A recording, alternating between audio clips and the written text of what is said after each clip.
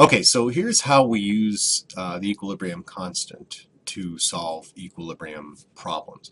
A few things we need to get out of the way first, just some basic terminology and concepts, and then we'll get into some examples. To start with, if we know the value of K, we can predict a few things. First thing we can predict is whether or not a reaction is likely to recur. Okay. We can also, if we know the value of K, we can predict whether or not a reaction is actually at equilibrium given some concentrations.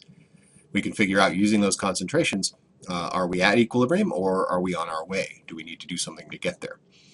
And given some initial concentrations, we can use the value of K to figure out the equilibrium position. What are the concentrations of these things going to be when we reach equilibrium? Okay, so it's pretty powerful stuff, and the calculations aren't all that difficult. There's a couple of methods that we're going to show you. Okay, so if you start a reaction with only reactants, in other words, no product is formed, then what you know is the concentration of the reactants is going to go down by some amount. Now, you might not know how much it's going to decrease by, but you do know it's going to decrease. All reactants are going to go down in concentration, and the products are going to go up in concentration. That's an important thing to remember. Okay, so if we're starting with only reactants, concentration of the reactants goes down, concentration of products goes up. Okay, if you're starting with some reactants and some products, then you're going to need to figure out in which direction things are going to go. But let's take a look at an example. Okay, so here's the problem. We have a reaction, and we are going to react ozone with carbon monoxide to form carbon dioxide and oxygen. Coefficients of all of these species are 1, and we have a K value of 16. Now, instead of working in moles per liter concentration, we're working just with molecules, but there's a relationship between those, right? Number of particles versus moles per liters is essentially the same thing. So we have this reaction. We're going to start with 9 ozone molecules and 12 carbon monoxide molecules. And our K value for this reaction is 16. We don't really know what that means, that it's 16, but that's our value. And what we want to figure out is how many molecules of each thing, each species, are there at equilibrium. Okay? And we're going to do this by a very common method called an ice table. And we'll talk about that as we go. Okay, so write this problem down, stop the video, write the problem down, and then I'll show you what we're going to do to solve it.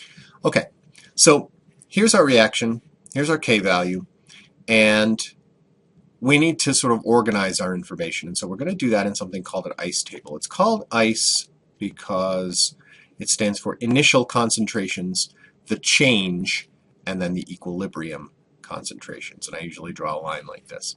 So initially, before anything happens, we had 9 molecules of O3 and 12 molecules of CO. We had no molecules of CO2 and no molecules of O2. Okay? Now, what's the change that's going to happen? Well, I don't know how much of these are going to react to get to equilibrium, but I do know that the number of molecules of O3 is going to go down. It's going to go down by some amount that I'm not sure, so I'm going to call this minus X. Okay? I do know that the number of CO molecules are going to go down. That's also going to be minus X. And because this is a 1 to 1 to 1 to 1 mole ratio, however many molecules of O3 are consumed, that's the number of molecules of CO that are going to be consumed.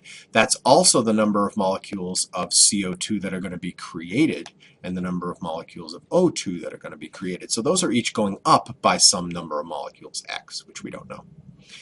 The E part of ICE, the equilibrium concentrations, is just the sum of these two lines. Okay, so at equilibrium, the number of molecules of ozone will be 9 minus X. The number of molecules of CO will be 12 minus X.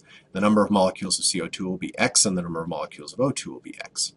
Okay, my expression for K for this reaction is concentration, or number of particles, of CO2 times concentration number of particles of O2 divided by concentration of O3 times concentration of CO, and that's equal to 16. So I'm going to plug in my expressions, my equilibrium expressions, because this is an equilibrium constant, which means that all of these are at equilibrium.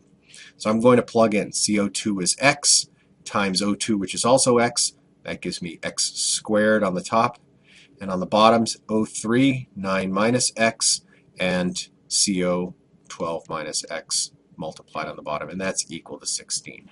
Okay, so what I have here is essentially just a really ugly quadratic equation. I'm going to distribute here and rearrange and do a little bit of algebra, and I come out with 15x squared minus 336x plus 1,728 equals 0. There's my quadratic equation.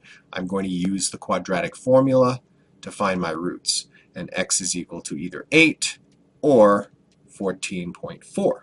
Those are the two roots that should come out of my quadratic formula. So I've done a lot of algebra here and sort of assuming that you know what you're doing here. Okay? Now, I need to choose which of these roots, 8 or 14.4, is correct. And in order to do that, I need to go back up and look at my equilibrium expressions. Well, I can't have a negative number of molecules at equilibrium, so x can't be 14.4 because 9 minus 14.4 and 12 minus 14.4 are both negative numbers. So I immediately can cross that off my list. My root must be 8. Okay? So at equilibrium, then,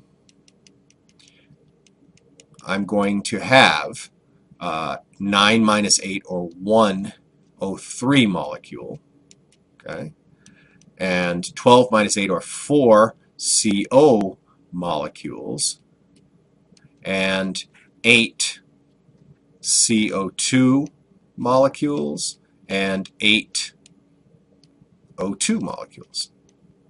That's what I have at equilibrium. Now, if we were working in moles per liter, then this would just be the concentrations of each of those substances at equilibrium.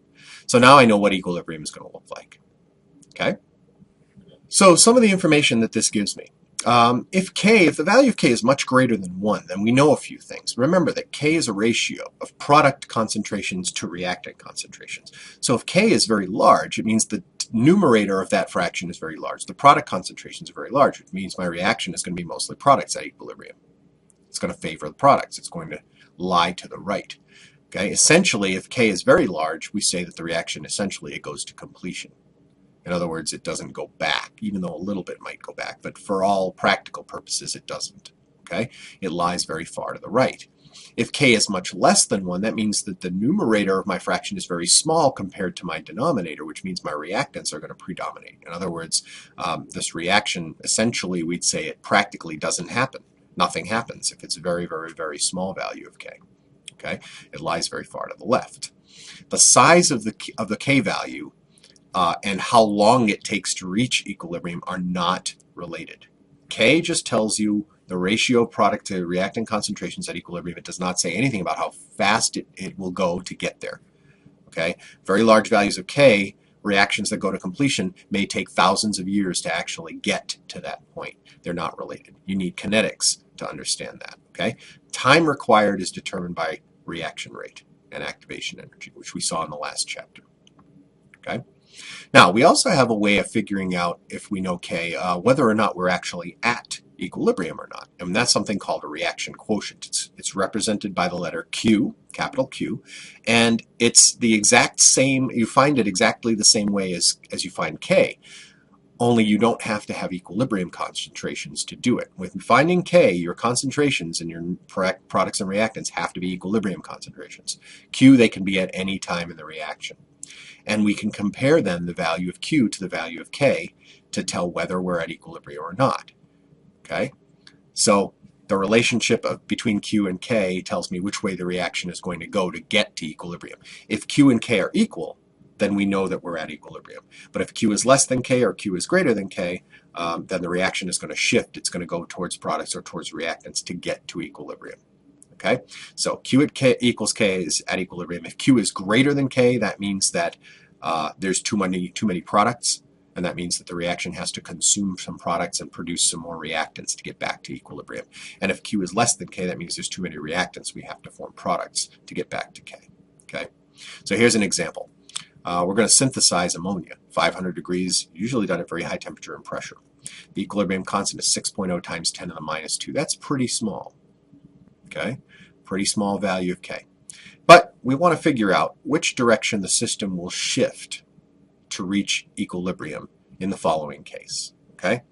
So here's our expression for K. This is what K is equal to. K is equal to concentration of NH3 squared, concentration N2, concentration of H2 cubed.